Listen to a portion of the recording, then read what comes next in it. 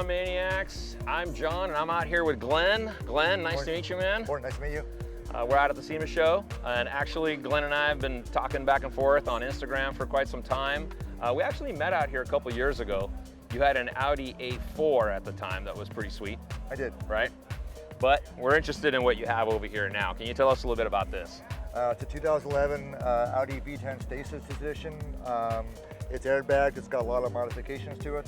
So this is an Audi R8, one of the bucket list cars, at least for me. Right up there with the old NSX.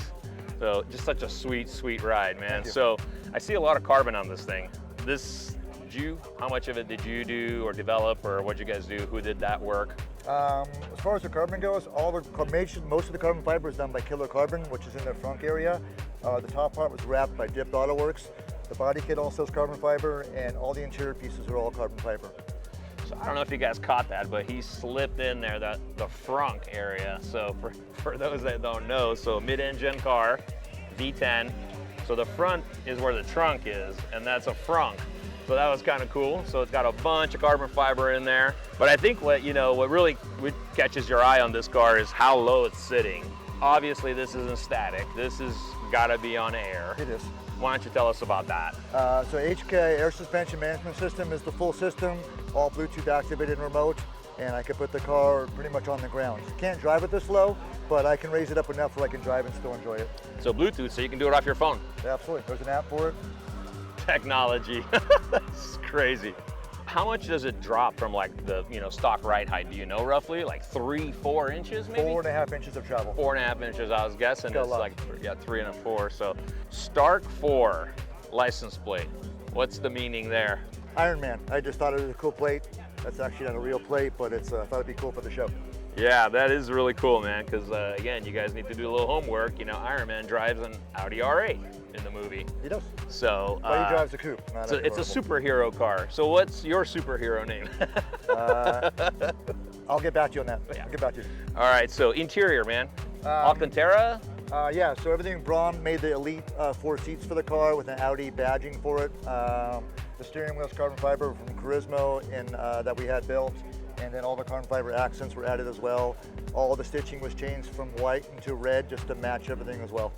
I love that the red stitching, man. I mean, that's what we have on the 49 Ford too. We love the black suede with the red stitch. It's really cool. If you look at the Audi, like the 3 things that need to be changed are the seats in the R8, the steering wheel, and the stereo.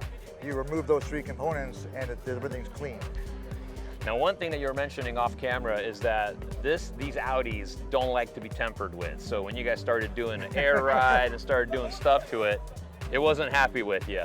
So what was it doing or not doing? Well, so when you start, changing components, you get a lot of codes. You got to change, reprogram the computers to bring the codes off the car. Once you put a shock in there, it just doesn't want to be messed with. So you have to do a lot of fabrications to make everything fit. So you guys have to like recode it and overwrite things and really get into the computer on it. Oh, something interesting. So the rear system, the wheels are 12 inches wide, and there's about 1 millimeter away from hitting the shock. We had to invert the shocks to fit correctly without rubbing.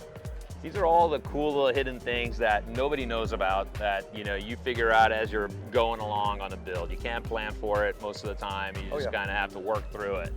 So obviously that was probably one of the most challenging thing was the the electronics and kind of working through that. 100%. What would you say is like the most rewarding thing with this project? Like when you got done with it, like what is it?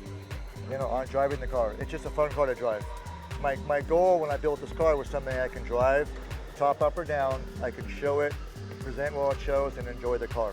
That was the goal, something I can really enjoy every day.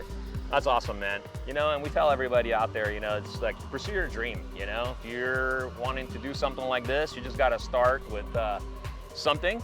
Like this is not your first build, obviously. No. I know that you've done the A4 before, and I think you've done a 911 before, and probably other cars way before that, I'm sure. So, just start with what you got, get out there, build something, put some wheels on it, get going, and eventually, maybe, if you want to, you can be at the SEMA Show one day as well.